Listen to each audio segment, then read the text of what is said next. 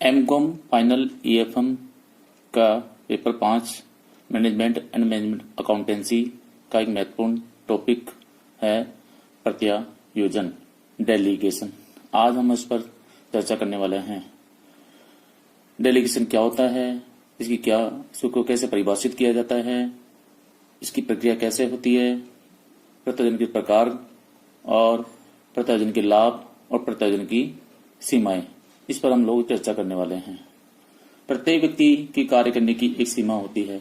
विशेष परिस्थिति में तथा कुछ समय के लिए वह उस सीमा से अधिक कार्य भी कर सकता है, किंतु यदि कार्य का भार स्थायी रूप से कार्य क्षमता की सीमा को लांघ जाता है तो प्रशासक कुशलतापूर्वक उस कार्य को स्वयं नहीं संभाल सकता। ऐसी स्थिति में उसे अपने कार्यों एवं सत्ता का प्रत्यायोजन कर देना चाहिए। साधारण शब्दों में प्रत्यायोजन से आशय कार्यभार सौंपने से है, अर्थात सहायकों अथवा अधीनस्थों को निर्दिष्ट सीमाओं के अंतर्गत कार्य करने हेतु अधिकार प्रदान करना ही प्रत्यायोजन है। Professor MG. मूरे के अनुसार प्रत्यायोजन से अभिप्राय दूसरे लोगों को कार्य सौंपना तथा उसे करने हेतु अधिकार प्रदान करना है। George R. टेरी के अनुसार प्रत्यायोजन का अर्थ किसी निष्पादक या संगठन की किसी इकाई द्वारा दूसरे को सत्ता प्रदान करना है। संक्षेप में कार्यों को सौंपना, अधिकारों को प्रदान करना, परिणामों के लिए उत्तरदायी ठहराने के समस्त रकम को सत्ता के प्रत्यायोजन के नाम से जाना जाता है। प्रत्यायोजन की विशेषताएं निम्न प्रकार हैं। पहली है, यह एक प्रक्रिया है जिसके द्वारा कुल भार का कुछ भाग व्यक्ति अथवा कुछ व्यक्तियों को सौंपा जाता है। दूसरा है, यह ऊपर से नीचे की ओर होता है। तीसरा है, प्रत्यायोजन विकेंद्रीकरण नहीं होता है। चौथा है इसकी विशेषताएं, इसका उद्देश्य क्रियात्मक एवं प्रशासकीय विशिष्टीकरण तथा दक्षता प्राप्त करना होता है। प्रत्यायोजन की पांचवी विशेषता है, इससे अधीनस्थों की परिसीमाओं को निर्धारित किया जाता है। छठी विशेषता है, यह एक से अधिक प्रकार का होता है। सातवीं विशेषता, प्रत्यायोजन करने पर भी प्रत्यायोजनकर्ता अपने दायित्वों से मुक्त नहीं हो जाता है। आठवीं विशेषता है, अधीनस्थों को कार्य के संबंध में अधिकार का प्रत्यायोजन किया जाता है, न कि पदों का। अब हम प्रत्यायोजन के लाभ पर चर्चा करेंगे। इसका पहला लाभ है, शीर्ष अधिकारी को प्रशासन संबंधी महत्वपूर्ण विषयों पर ध्यान केंद्रित करने के लिए अधिक समय मिल जाता है। दूसरा महत्व इसका यह है कि इससे अधीनस्थों को विकास का अवसर प्राप्त होता है। इसका तीसरा महत्व है, यह अधीनस्थों के मनोबल को बढ़ाता है।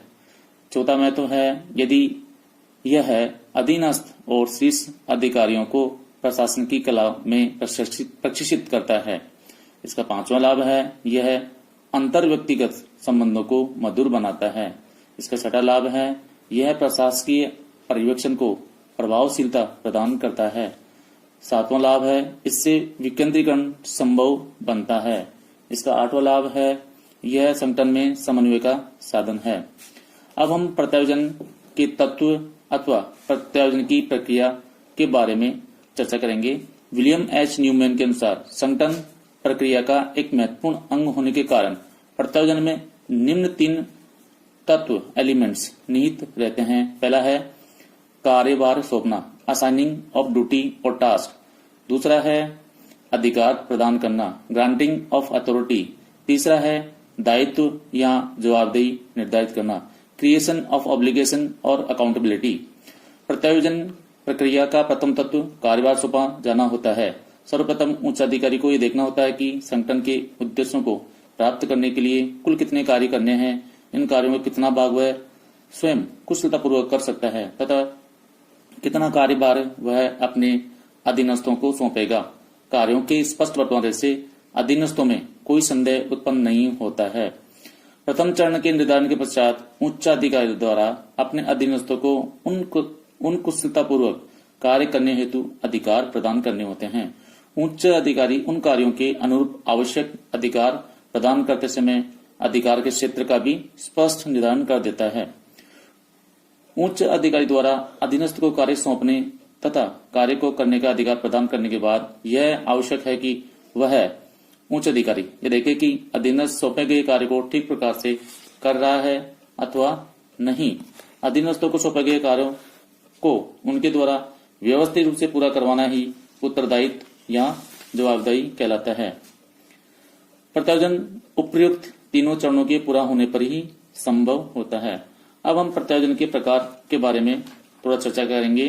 पहला प्रकार है औपचारिक तथा अनौपचारिक, दूसरा है विशिष्ट तथा सामान्य, तीसरा है लिखित तथा अलिखित, चौथा है पूर्ण तथा विभाजित, पांचवा है अधोगामी, ऊर्ध्वगामी एवं पार्श्विक, डाउनवर्ड, अपवर्ड एंड लेटरल, और छठा प्रकार है प्रत्यक्ष तथा अप्रत्यक्ष, डायरेक्ट एंड इनडायरेक्ट।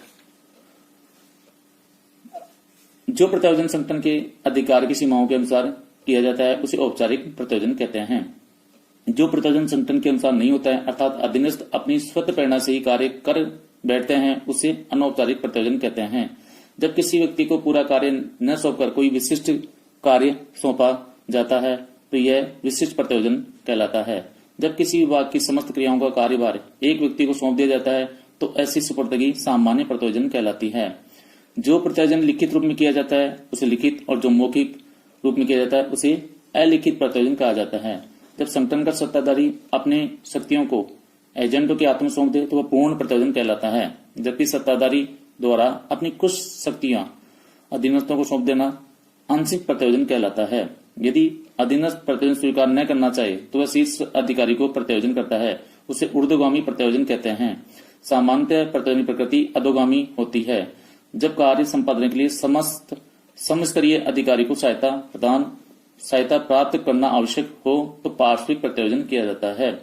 जब उच्च अधिकारी द्वारा अपनी सत्ता के कुछ भाग सीधे रूप से अपने अधीनस्थ को सौंप देता है तो वह प्रत्यक्ष प्रत्यायोजन कहलाता है, जबकि अप्रत्यक्ष प्रत्यायोजन में उच्च अधिकारी अपनी सत्ता को उन मध्यस्थों के माध्यम से ही सत्ता पाने वाले तक पहुंचाता है। अब हम प्रत्यायोजन के सिद्धांत के बारे में चर्चा करेंगे। पहला सिद्धांत है अधिकार तथा दायित्व में समानता का अधिकार। यह सिद्धांत यह स्पष्ट करता है कि अधीनस्थों को जो कार्य सौंपा गया है उसे पूरा करने के लिए समान अधिकार प्रदान किए जाने चाहिए।